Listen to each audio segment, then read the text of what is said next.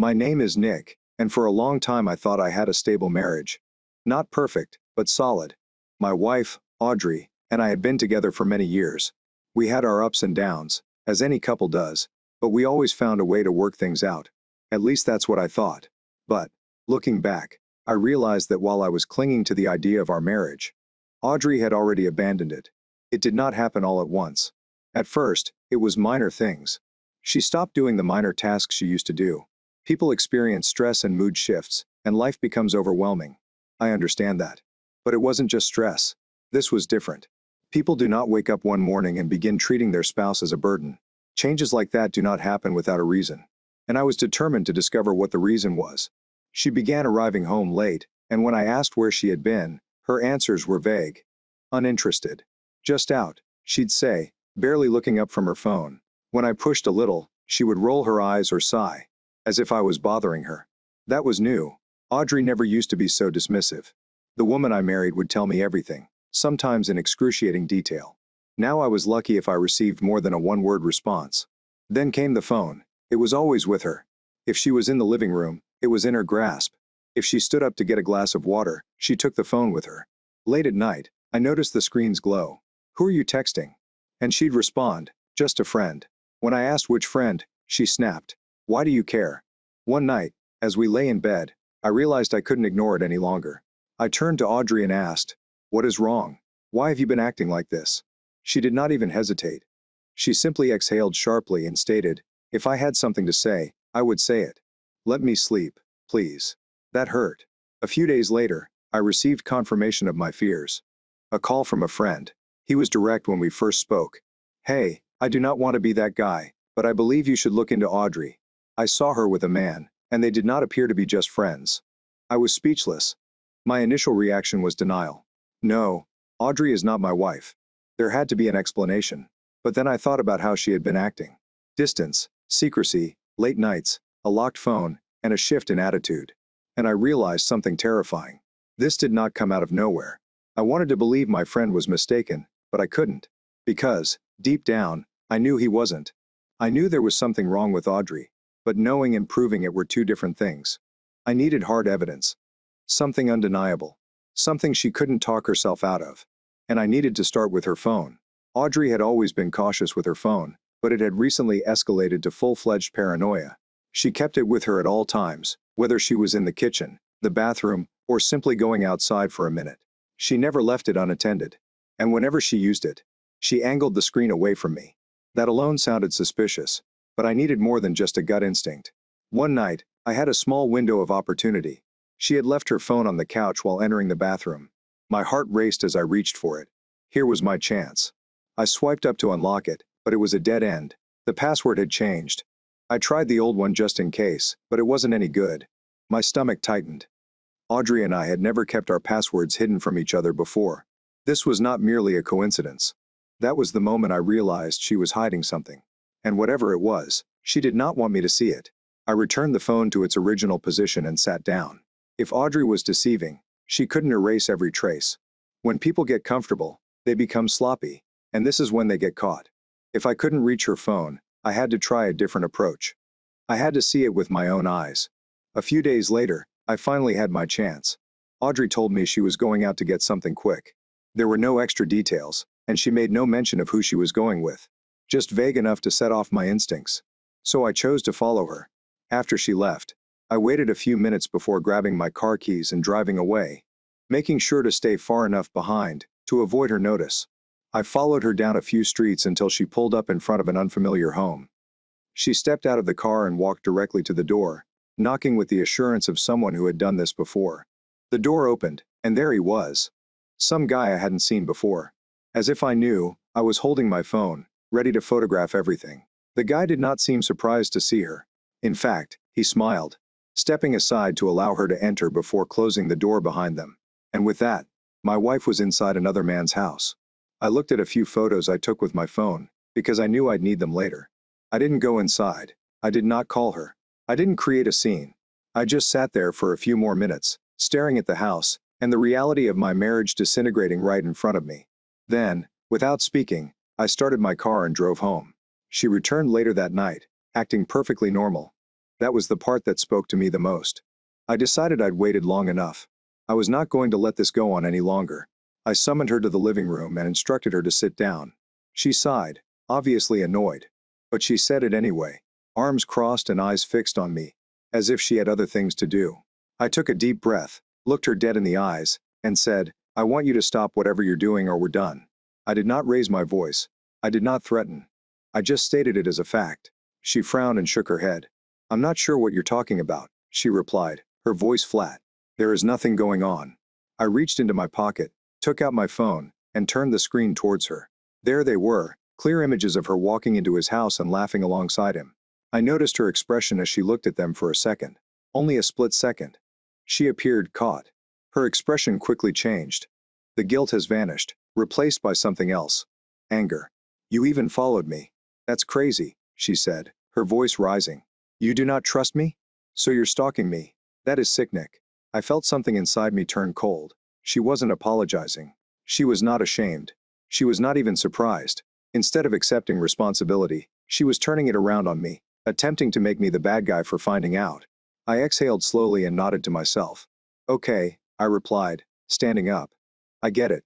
I did not argue. There was no point. She'd already made her decision. The following week was a blur of silence. We still lived together, but we felt like strangers. No small talk or fake smiles. Only two people exist in the same space, waiting for something to occur. She did not attempt to explain herself.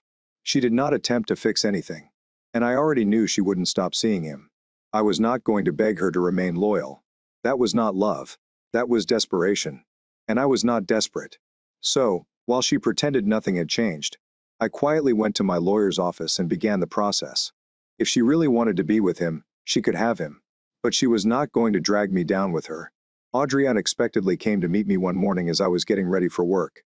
When Audrey spoke, I was about halfway through buttoning my shirt. Her voice was calm. "I'll make you dinner tonight." I froze for a brief moment. My fingers paused over the final button. It took a moment for her words to register. Audrey hadn't cooked for me in several months. Not since all this started recently. She barely acknowledged my presence, except to be cold or dismissive. And now, out of nowhere, she wanted to prepare dinner. I turned to face her. She was standing near the dresser, scrolling through her phone, which raised suspicions. I didn't respond immediately. I was hoping she'd follow up with an explanation, but she didn't. "All right." I finally spoke, keeping my tone neutral. If this were a game, I wasn't going to show my hand first. As I left for work, my mind couldn't stop thinking about it. Was this an attempt to smooth things over? Perhaps she felt guilty and wanted to make a peace offering. Or was she setting the stage for something different? A confession, an excuse, a final display of control before the rug is pulled out from under me. I wasn't going to sit around and wait to find out. Audrey had no idea that I had already begun the process of leaving this marriage. The divorce papers were ready, neatly stored in a folder, waiting for the right moment. More than that, I had something she wouldn't expect. While she was sneaking around with her secret lover, I had grown close to someone, to her best friend. It began with casual conversations, brief moments of shared frustration over Audrey's behavior. But over time, it evolved into something more. She recognized Audrey as the woman she had become. She had no illusions about who she truly was. So I decided that if tonight's dinner was a mind game, and if she was still having an affair, I would not argue. I would not beg. I would not become angry. I would end this marriage on my own terms. I returned home that evening with an unexplainable feeling. Audrey was in the kitchen, and the aroma of home-cooked meals filled the room. Something I hadn't done in a long time. If this had happened a few months ago, I might have been excited, perhaps even hopeful that she was attempting to fix things. But I knew better now. Whatever the dinner was, it was not a peace offering. I sat at the table and watched her move gracefully, setting the plates, pouring the wine, and smiling. We ate mainly in silence. She didn't ask about my day, and I didn't ask about hers. The only sound was the clinking of silverware on porcelain, the occasional sip of wine, and the tension sitting between us like a third person at the table. Halfway through the meal, I lowered my foot and looked at her. She was to arrive. Too composed a woman who had already made her decision. I leaned back slightly and asked, "So, have you finished your affair?" She did not even flinch. She simply smirked and leaned back in her chair, as if she had been waiting for this moment. Then she said it. "I am leaving you." I exhaled slowly, mostly for amusement. Those words used to break my heart, and I would beg her to stay, to reconsider. But now, they felt like an overdue conclusion to a story I should have finished a long time ago. I gave a genuine smile. Then I got up from my seat, went into the bedroom, and returned with a stack of neatly organized papers. I put them on the table in front of her and slid them across. Perfect, I said, my voice steady and controlled. I had already prepared the paperwork. That evening, I signed them for the first time. Her confidence waned. She had not expected this. She looked at the papers, then at me, hoping to elicit a reaction that she could use against me. But there was nothing, just be calm. And then, ding, dong, her head snapped toward the door. She was not expecting anyone. I, on the other hand, had been anticipating this moment all night. I pushed back my chair. I took my time getting to the door and pulling it open. And there she was, standing in the doorway, effortlessly attractive. Audrey's best friend, the woman in whom she had confided all of her secrets. The woman I'd been getting closer to since I discovered my marriage was over. I stepped aside and made a gesture toward her, introducing my new girlfriend. The expression on Audrey's face was priceless. It was beyond shock. It was betrayal, disbelief, and perhaps even regret. She had forgotten that when playing games, you should expect to lose. I will not lie to you. Audrey was not pleased when she realized I had beaten her to it. She snapped. It was like watching someone go from calm to completely out of control in a matter of seconds. She went from stunned silence to yelling, wondering if I'd lost my mind. She called me every name she could think of. But I did not argue. I did not need to. My job was finished. The papers were on the table, and she needed to make a decision. Sign them, or let the court handle the remainder. At first, she pretended she wouldn't play dirty. She pretended she was fine with it, and just wanted to move on. But I knew her too well. When reality hit her, she transformed into the woman I knew she could be. When things did not go her way, angry, vengeful, and ready to destroy everything in her path. It wasn't about the marriage anymore. It was about making me suffer. She did everything in her power to try. She went to court and portrayed the victim. She informed them that I had been controlling, manipulative, and even abusive. She claimed she felt trapped in her marriage, that I had cut her off from friends, made her feel worthless, and emotionally tormented her. She even threw in some fabricated stories. Things that never happened were used to make me look like the villain. And the worst part? Some people believed her. That's the thing with lies. If someone says them with enough confidence, they begin to sound like the truth. But I wasn't going to let her rewrite history. When my turn came, I allowed the evidence to speak for itself. I had photographs of her sneaking into her lover's home. I received text messages that made it painfully clear that this was not just an innocent friendship. And then there was the financial aspect. Bank statements proving she had used money from our joint account to fund her affair. My lawyer made certain to highlight every detail, withdrawal, and expense related to her affair. The real hit came when we discussed the emotional toll.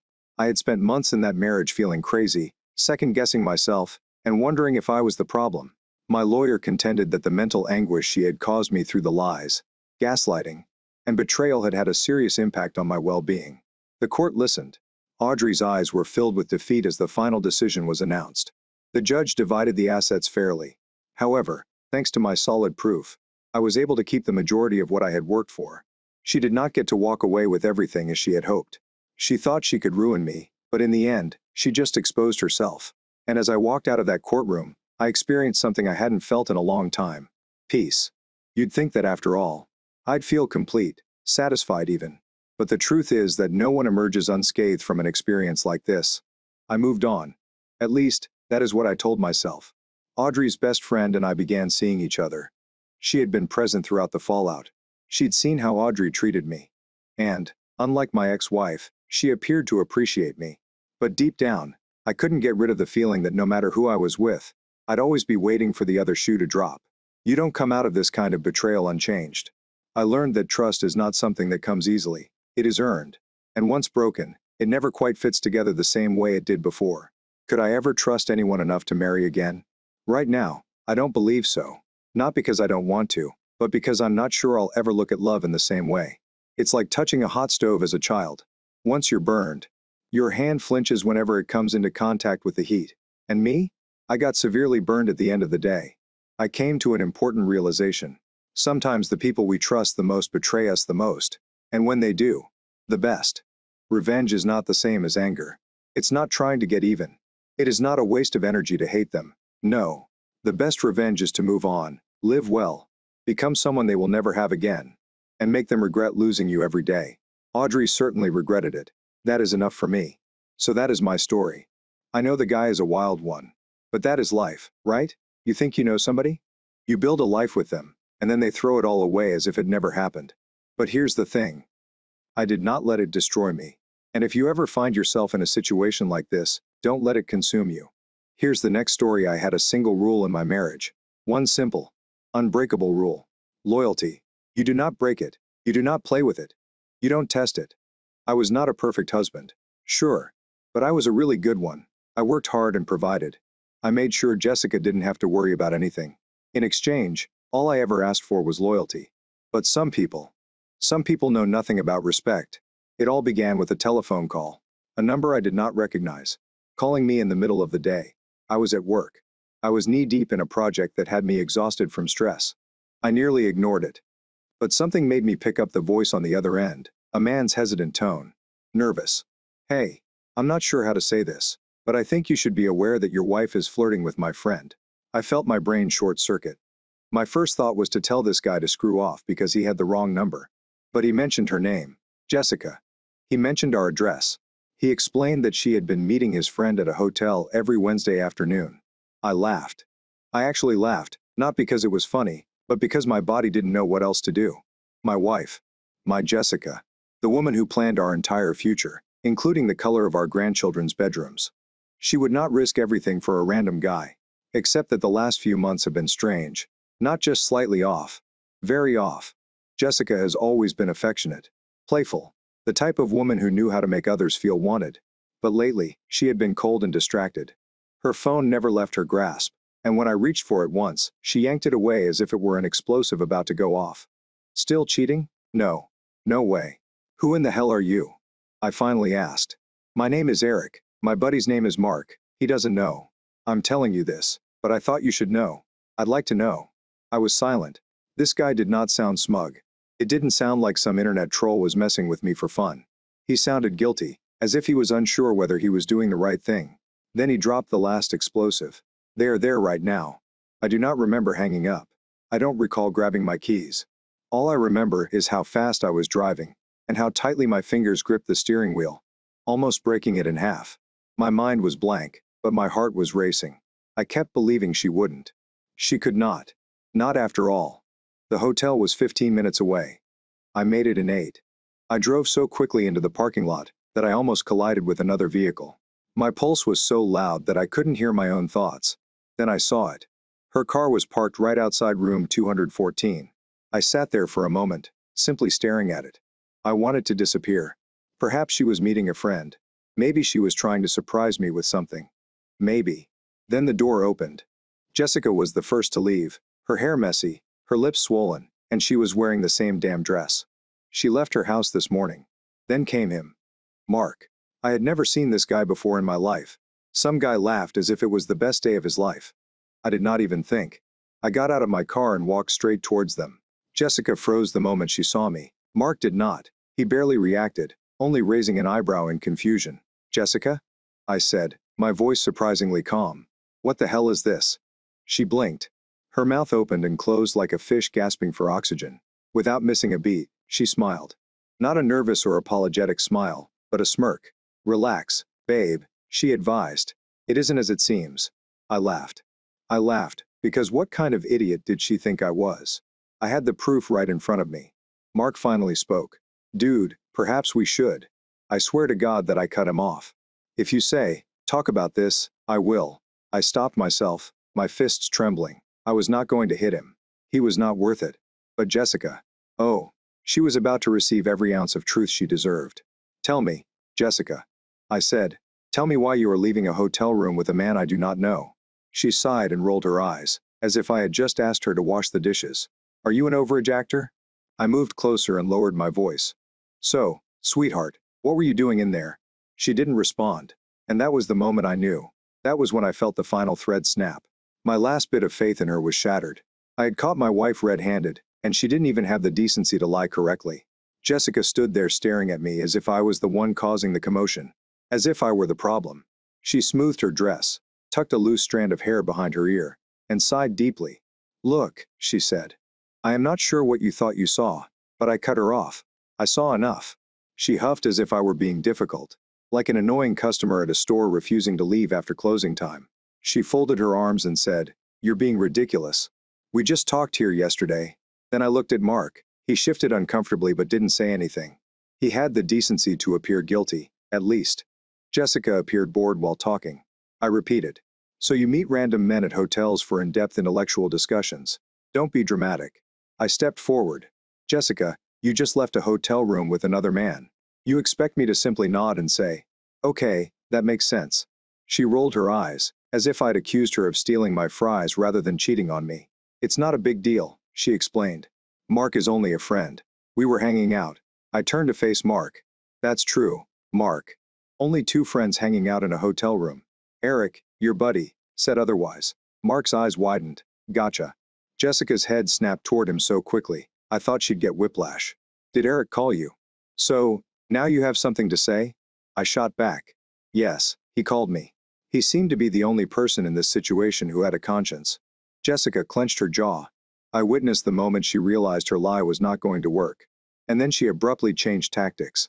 "You know what? Fine. Do you want to hear the truth?" She tilted her head, giving me that condescending smirk she always had when she thought she was the smartest person in the room. I was bored. "You are always working.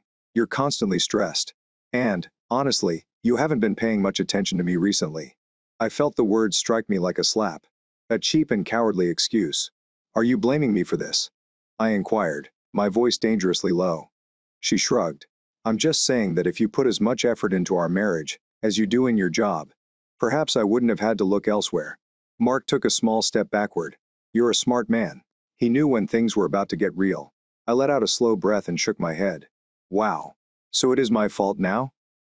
You're standing in front of a hotel room alongside another man. And I somehow forced you to do it." Jessica smirked. "If the shoes fit." I laughed in a hollow, humorless way. "You truly are something else. You're aware of this." She crossed her arms as if she'd already won the argument. Like I was just going to roll over and accept it. However, she did not know me as well as she believed she did. I looked at Mark. "I hope she was worth it, buddy. You have just ruined your little secret. I'm sure your friend Eric will be overjoyed." Mark paled.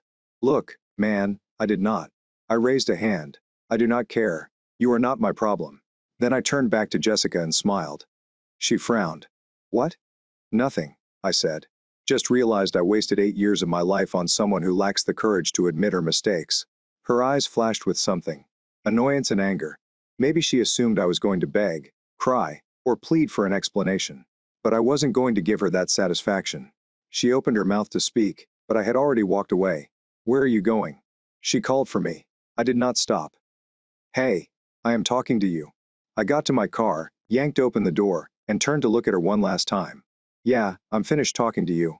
Then I got in, slammed the door shut, and drove off. Jessica believed she held all of the power in this situation. She believed she could twist the story, make me doubt myself, and manipulate me into staying. She had no idea what would happen next. That I did not go home. Couldn't. Not yet. I drove aimlessly for a while, the world outside blurring by as my mind tried to make sense of what had just happened. Jessica is a hotel. Mark. My fault. The words echoed in my mind like a broken record. I'd walked into my worst nightmare, and she'd treated it as an inconvenience. As if I were just an annoying customer, requesting a refund for a bad meal. I gripped the wheel tightly with my jaw. She wasn't about to deceive me into believing this was my failure. I pulled into a parking lot near a coffee shop, turned off the engine, and sat there. My hands were still shaking. My body felt wired, as if I needed to punch something or run 10 miles to release this rage. Then my phone exploded. I looked down at Jessica. The first stared at the screen. 3 missed calls. A text. "Jessica, where have you gone?" She appeared confused, as if she was actually thinking. I simply shrugged it off and went home to prepare her dinner. Then another message. "Jessica, please stop acting like a child. Let us talk." A child. A child. She had just ruined our marriage, and now I was acting like a child. I turned off my phone and tossed it on the passenger seat. She could wait. She could sit in her own mess for a while. I'm not sure how long I sat staring at the dashboard, but I eventually grabbed my keys and resumed driving. This time, I knew precisely where I was going, her parents' house. It was a bold move. Sure. Perhaps even petty. But, after all, Jessica had simply pulled. I wasn't about to let her dictate the narrative. If she thought she could tell a story about how I overreacted, or misunderstood something. She was about to get something else. Her parents lived 20 minutes away in a large suburban home, which Jessica had always boasted about growing up in. They adored her. Of course, they did. She was their ideal little princess. They also liked me. They respected me. They knew I was the one supporting their daughter's extravagant lifestyle. When I pulled into their driveway, I had no idea what to say. But I knew one thing for certain. Jessica wasn't going to be the first to give them her version of events. I rang the doorbell. After a few seconds, her mother, Linda, opened the door. Her face lit up with surprise. "Oh, what a pleasant surprise, honey. Come in." When I stepped inside, the warmth of their home hit me like a slap. The smell of cookies. There's soft jazz playing in the background.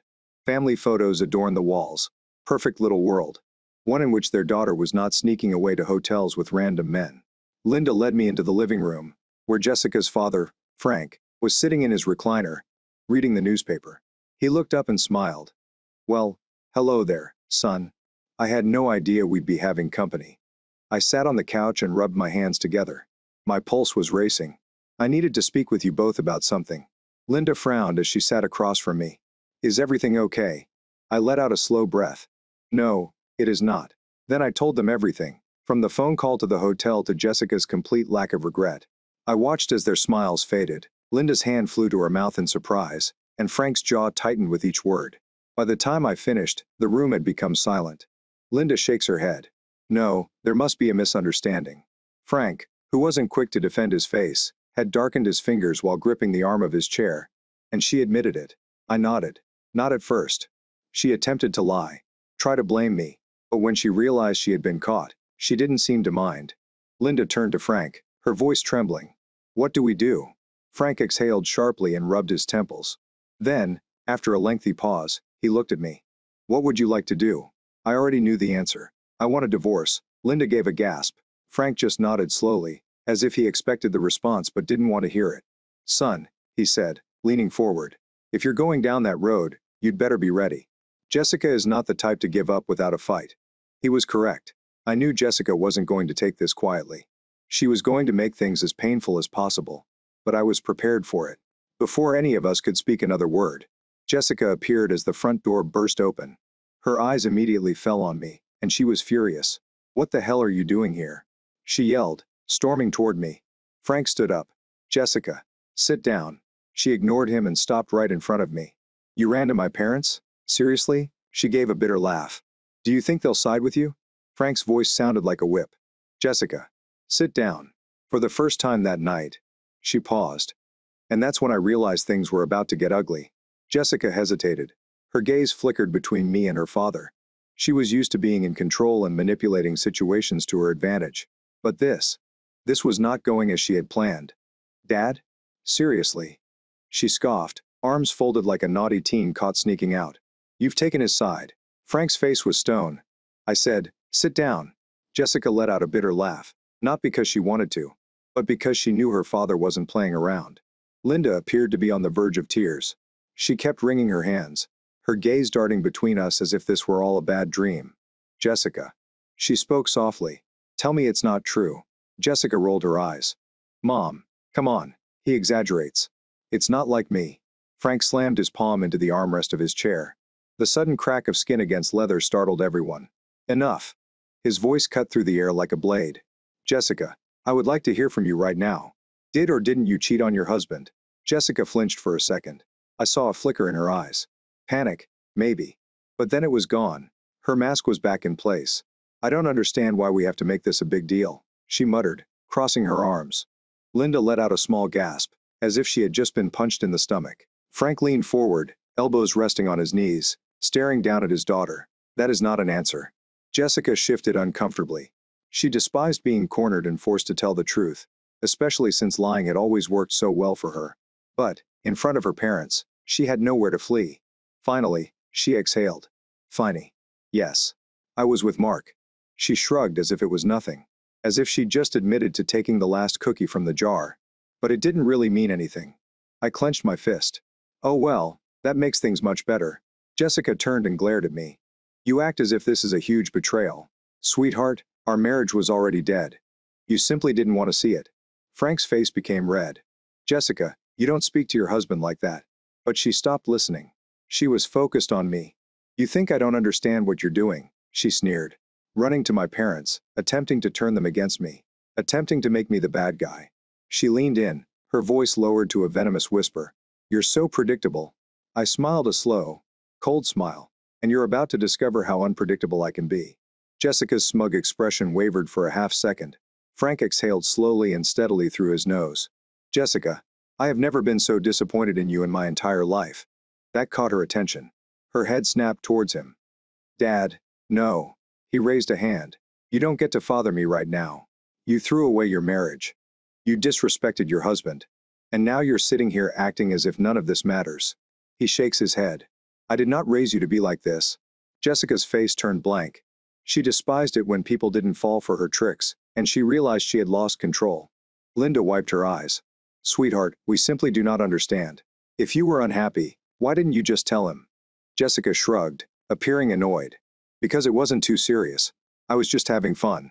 God, you are all acting as if I killed someone. Frank scoffed and stood up. You may as well have. You destroyed your marriage. Jessica's lips parted slightly, as if the words had stung. But instead of admitting her error, she returned her attention to me. Do you really want a divorce over this? She inquired, tilting her head. Are you sure you're willing to throw everything away for one stupid mistake? I let out a slow breath and shook my head. Unbelievable. You don't understand, do you? I said. It is not simply about what you did. It is about how you reacted after being caught. The lying and the excuses. A complete lack of remorse. I leaned back, arms spread across the couch. And now you're sitting here in front of your parents, pretending I'm the bad guy. Jessica rolled her eyes, but I could see her confidence fading. She disliked the fact that she was not winning. I stood up. You are correct about one point, however. Our marriage has died.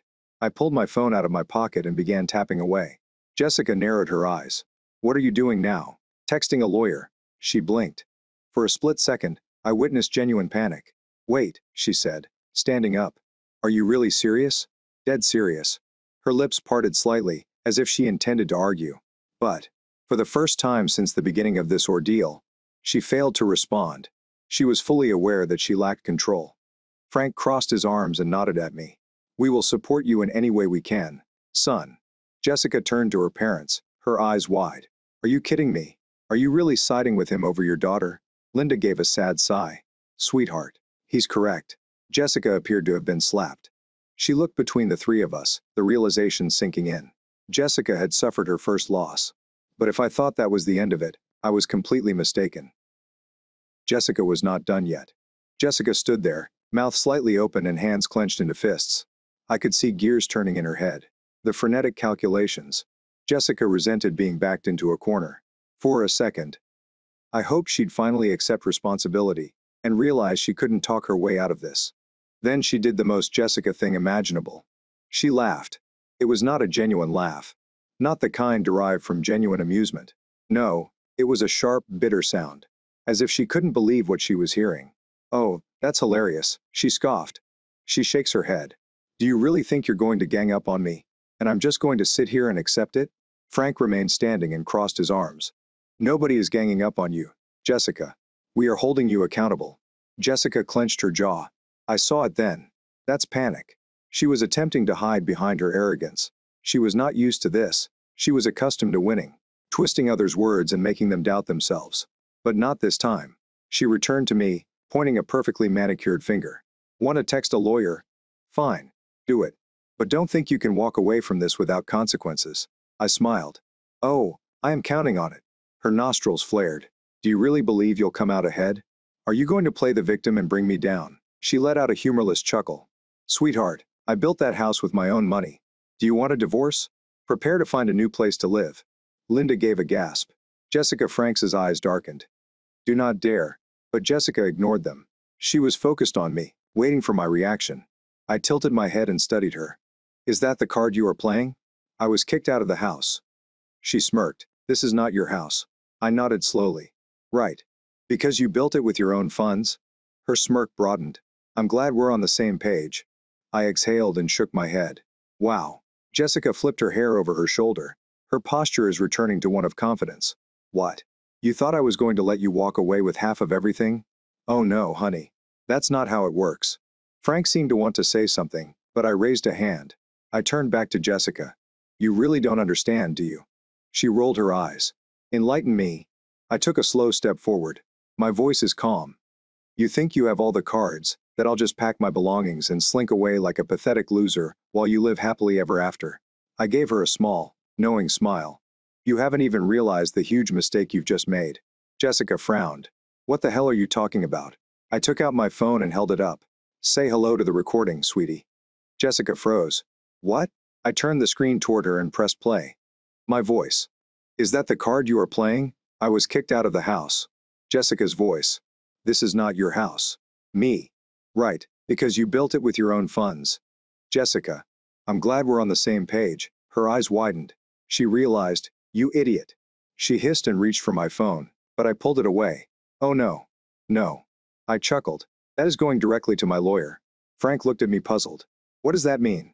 She recently admitted on the record that she claims full financial ownership of the house. I replied, still looking at Jessica. That is fraud. Linda gave a gasp. Oh, my God. Jessica stepped back. Her hands trembled. No, that is not what I intended. I shrugged. It doesn't matter what you meant. It matters what you say. Frank exhaled sharply and rubbed his forehead. Jesus, Jessica, do you realize what you've done? Her gaze darted around the room, searching for an escape, an angle. But there wasn't one. Not this time. I put my phone in my pocket. So, let me be very clear. Do you want a divorce? I would gladly give you one. But you are not kicking me out of the house. In fact, once my lawyer is done with you, you may not have a house to kick anyone out of. Jessica's breathing was ragged, and her face was pale. She opened her mouth, presumably to lie, beg, or twist the story. But before she could say anything, her phone rang. We all watched as she fumbled for it in her purse. Her hands are still shaking. She glanced at the screen, and I noticed it. Mark. The room became so silent that I could hear the faint hum of the refrigerator in the kitchen. Jessica's face had lost its color. Linda's eyes widened with horror. Frank. He just slowly shook his head. Jessica looked at me. Her lips parted slightly, as if she wanted to explain. I just raised an eyebrow. I then turned to Frank and Linda. I believe we're done here. And I walked out without looking back. I walked out of that house with a feeling I hadn't had in months, maybe even years. Clarity. Jessica had always been in control. The person who manipulated situations to make herself the victim. But this time, she had failed. She knew she had lost. And how her face had lost color. When Mark's name appeared on her phone. This was the final nail in the coffin. I got into my car, exhaled slowly, and turned on the phone. There are 23 missed calls. Jessica scores 11. 3 from Mark. The rest. Unknown numbers. I smirked. Damage control. Jessica was probably calling everyone we knew. Spinning a story about how I was overreacting, how she made a mistake, and how I was being cruel by not giving her another opportunity. I knew her game too well. And, Mark, that was interesting. I tapped on his phone number. Curious. He answered the phone as soon as I hit the call back button. Man, I can explain. He replied immediately. I leaned back in my chair, amused. Can you? I did not intend for any of this to happen. All right? I didn't realize she was married at first. And by the time I found out, she said you two were basically done. I chuckled. That's correct. Yes, man. She made it sound like you were only living together for convenience, and weren't even a real couple anymore. I let the words sink in. I didn't believe him, but I wanted to see how far he'd go. Tell me, Mark, if you truly believed she wasn't in a real relationship. Why did your buddy, Eric, feel compelled to call me and confess? Silence. I smiled. I got him. Look. Mark sighed, his voice becoming more nervous. I do not want any trouble. I swear, if I had known she was with you, I would not have done it. Wouldn't you have? I asked. I would not have gone to a hotel with a married woman. I would not have laughed with her as you left the room. She cheated on me in greater silence. I muttered, that's what I thought. Look, man, I apologize. All right? Mark finally spoke. I did not intend for any of this to happen. I hung up because I did not care. I sat there for a few seconds, processing. Then I started a message thread with the only person who mattered right now. My lawyer. Me? Hey. I need to meet you. I finally started the car after dropping my phone in the passenger seat. It's time to get this divorce moving. The next morning, I received an email from my lawyer. He'd already found some interesting information about Jessica's claims. It turns out the house is the one she claimed she built with her own money. Her name was never the only owner. We had purchased it together with my money. Jessica had been a freelancer. She worked here and there, but I had always provided the majority of the income. And when we bought the house, she persuaded me to put her name first on the paperwork, claiming it was simply for convenience. I had trusted her and never questioned it, but my lawyer did, and what he discovered was even better. Jessica had dipped into our joint accounts for some personal projects, indicating that she was not as financially independent as she claimed. I smirked as I browsed through the documents. She was screwed, and right as I was about to close the email, my phone rang. Jessica? I let it ring. I was not in the mood for her yet. Then a voicemail appeared. I pressed play, expecting the usual mix of fake tears and gaslighting. But what I heard instead was pure desperation. Hey, I understand you're angry, but could you please talk to me? I did not mean what I said last night, okay? I was simply angry. I do not want things to end like this. Could we just meet, please? I will explain everything. Please call me back. She sounded nervous, which made me pause. Jessica never begged. She never sounded like she was losing control, implying she was scared. And I wanted to know why I was staring at my phone, replaying Jessica's voicemail in my mind. Desperation, nervousness, and fear. Jessica was never afraid. She was the type of person who made others feel afraid. However, something had changed. I tapped my fingers against the table, debating whether I should ignore her and let her stew in the mess she was in. But curiosity got the best of me. If she was panicking, there must be a reason, and I wanted to know what it was. I called her back. She picked up before the first ring was finished. Oh my God, did you actually call? She breathed. I leaned back in my chair and kept my voice calm. What do you want, Jessica? She paused. I could hear her breathing quickly and unevenly. She was rattled. Can we meet? She asked, her voice softer now. Only in person. I need to talk to you. I nearly laughed. Why the hell would I do that? Because it is important. That is not an answer. She was silent for a second. Then, please. The word took me off guard. Jessica did not say please. Not unless she was attempting to manipulate someone, but something in her tone indicated that this was no longer just about our marriage. I exhaled and shook my head. Where? I met her at a small diner on the outskirts of town that smelled of burnt coffee and bacon grease. Jessica was already present when I arrived. She was sitting in a booth by the window and looked awful. Her hair was tangled, as if she hadn't bothered brushing it. She was wearing no makeup, which was unusual for her, and her eyes were bloodshot. She looked up as I approached, clutching her coffee cup as if it were the only thing keeping her grounded. I settled into the seat across from her. Arms crossed. Talk. Jessica took a deep breath. I messed up. I raised an eyebrow. What part? She flinched. All of it. I did not respond. I just waited. Allow her to sit in silence. Let her struggle. Finally, she swallowed hard and looked me in the eyes. I need your help. I gave a short, bitter laugh. That's funny because the last time we spoke, you were kicking me out of the house and acting as if you had everything in control. Jessica ran her hand through her hair. I realize I should not have said that. No, I agree. You should not have. She bit her lip. Look, things are more complicated than you realize. I tilted my head. Are they? Jessica hesitated, then spoke in a barely audible voice. She stated, I lost the house. My entire body remained still. Slowly, I leaned forward and rested my elbows on the table. What have you just said? Jessica gazed down at her coffee cup, gripping it harder. I took out a loan against my house. A large one.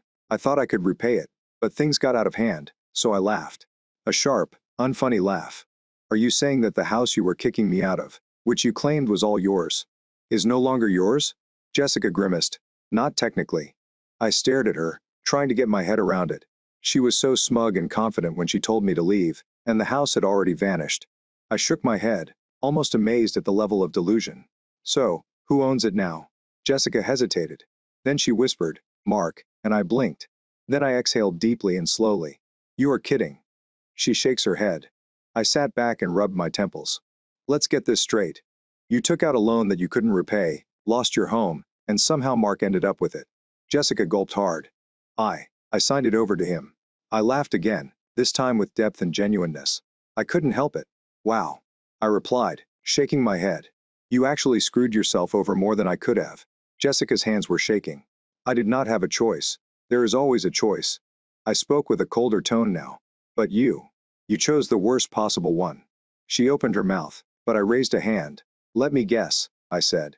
You expected Mark to be different, that he would care about you and not use this against you? Jessica gulped hard, looking away. I chuckled and shook my head. And now he is probably making you unhappy, isn't he? She didn't respond, and she didn't have to. I leaned back and studied her. And now you want me to do what? Fix this for you. Jessica bit her lips. I do not know what to do. I exhaled slowly while looking out the window.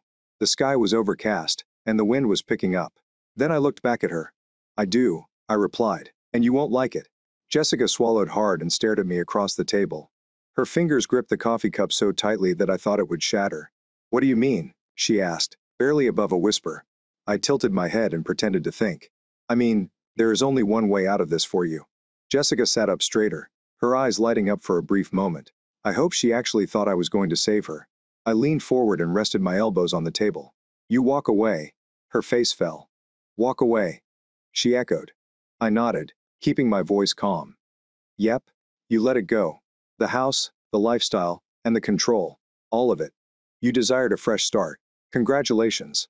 You just received one. Jessica's expression changed into something ugly. You are joking. I took a slow sip of water. Do I appear to be joking? She blinked quickly, as if she was attempting to process what I said. You want me to leave everything behind? Just like that? I shrugged. You do not have a choice. Jessica's breathing quickened. That house is mine. I smirked. Not based on the legal documents you signed over to Mark. Her face turned pale. She knew I was correct. I sat back and watched her squirm. It was fascinating to see someone who had always played the game suddenly realize she had lost. Jessica shakes her head. Hands tremble. I can't simply walk away. I raised an eyebrow. Why not? She swallowed hard. Because then I have nothing. I tilted my head. And whose fault is it? Jessica clenched her jaw. You do not get it. Mark is not. He's not who I assumed he was. I gave a short, bitter laugh. Oh. Seriously. I tapped my fingers against the table. You mean the guy who willingly slept with a married woman, helped her lie, and ripped her house out from underneath her? He is not Prince Charming. Shocking. Jessica flinched. I leaned in and spoke. Lower now. Colder. What did you think would happen? That he would be your knight in shining armor? That you two planned to ride off into the sunset together? I scoffed. You were the second to lose everything he owned, and you let him. Jessica's eyes darted away, shame creeping across her face. I leaned back again, and shook my head. But, hey, maybe you both deserve each other. Her head snapped back toward me, her eyes burning with rage. That is not fair. I laughed. Not fair? Oh, that is extravagant. You want to talk about fairness? Where was justice when you were sneaking around behind my back? Where was the fairness when you tried to gaslight me into believing I was insane? Where was the fairness when you stood in front of your parents and tried to lie to me? Jessica's breathing was shaky now, and her hands were gripping the table's edge as if she needed to physically support herself. I exhaled sharply, suddenly exhausted. You're finished, Jessica. You have lost the house. Gone. Your reputation is damaged. Your small affair. A joke. I shrugged. So, yes, walk away. You only have one move left. Jessica shakes her head, whispering, there must be another way. I tilted my head. There is. She looked up with hope. I smiled. Beg Mark to allow you to stay. Jessica recoiled as if I'd slapped her. I grabbed my phone and stood up, dropping some money on the table. You made the bed, sweetheart. Now, lie in it. She did not move, didn't say anything. She just sat there, motionless, as if her entire world had collapsed around her. I turned and approached the door. I'd wasted enough time on Jessica, and now that I was free, I stepped outside the diner. Breathing in the cool, crisp air felt different. Lighter. It was as if I had finally cut the last rope tying me to Jessica's sinking ship. I half expected her to rush after me, pulling one last dramatic stunt to keep me entangled in her mess. However, she didn't. She was finished, and I was done with her. I got into my car, feeling a strange combination of relief and exhaustion. This entire disaster of a marriage had drained and twisted me in ways I hadn't realized until now. I sat there for a moment, drumming my fingers against the steering wheel. Then, right as I was about to start the engine, my phone rang. I glanced at the screen. No number. I frowned and picked up anyway. Yeah, a familiar voice. Eric. Hey, man, I understand you probably don't want to hear from me, but I thought you should know. Something in his tone caused me to sit up straighter. No. What? There was a pause then. Jessica is attempting to take advantage of you once more. I closed my eyes for a second and inhaled slowly. Of course she is. Eric exhaled.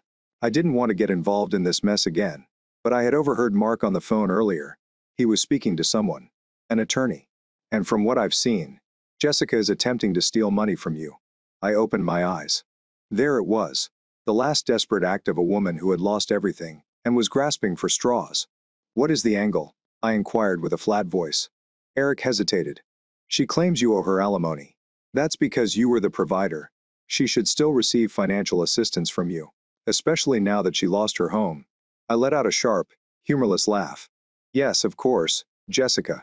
After abandoning me, cheating, humiliating herself, and signing over the house to another man, she still believed she could return for a payout. Are you still there? Eric asked. Oh, I am here, I replied, shaking my head. And don't worry, she won't get a penny. Eric exhaled. Yeah, I figured you'd say that. I just wanted to warn you, man. I appreciate it. Not a problem. And, while I understand that this may not mean much, I sincerely apologize for everything. I smirked. Do not be. You did me a favor. Eric chuckled. I suppose that's one perspective. I hung up and immediately called my lawyer. Jessica is attempting to pull one last trick. I responded as soon as he answered. There was a pause. Then he exhaled. Why aren't I surprised? I filled him in. He listened without interrupting, and when I finished, he gave a low whistle. Well, he said. She's dumber than I expected. I raised an eyebrow. Explain. She has no case. 0. Do you make more money? Yes, but you were married for fewer than 10 years. She isn't financially dependent on you. And, more importantly, she cheated. Do you have proof? Judges don't like that. So, what comes next? Next? He chuckled. We allowed her to dig her own grave. I will handle it. I smirked. Good, because I'm done with games. I ended the call and threw my phone onto the passenger seat. Jessica believed she could catch me one last time. She believed she could manipulate the system in the same way she manipulated others. But this time, she was about to lose everything. A week later, I received the call. My lawyer's voice was almost dripping with satisfaction. He explained that Jessica had just had the worst day of her life. I leaned back in my chair and smiled. Do tell. He chuckled. She arrived with her lawyer, full of confidence, ready to argue that she deserved alimony. But when we presented the evidence of her cheating, the judge shut it down quickly. I thought Jessica was going to pass out. I laughed. I bet that was entertaining to watch. Oh, you have no idea, he replied. Then, just for fun, we presented her with the financial records. I raised an eyebrow. What about the house? Bingo. She claimed that she built it with her own money. Remember? We had bank statements that proved this wasn't true, and she voluntarily signed it over to Mark. Guess what? I smirked. She is officially homeless. Yep, my attorney said. And the best part? Because she attempted to lie in court, the judge denied her financial support. There is no alimony settlement, or anything. I let out a low whistle. So she actually lost everything. Oh, and Mark, my lawyer, has left. I've heard he's already trying to sell the house. That made me pause. Wait, he's kicked her out. Looks like it. He claimed Jessica bet everything on him. And he's dumped her for the second time. It is inconvenient. I sat for a second. Processing. Jessica had sabotaged our marriage for this guy. I lied and betrayed myself for him. And now he's throwing her away as if she were nothing. I chuckled. Karma is a beautiful thing. I couldn't have expressed it better myself. I ended the call and stared at the ceiling, taking it all in. Jessica had kicked me out, believing she was in control. She had laughed in my face, convinced she would win. And now she was alone. No husband, no home, and no money. And the man she saw as her future.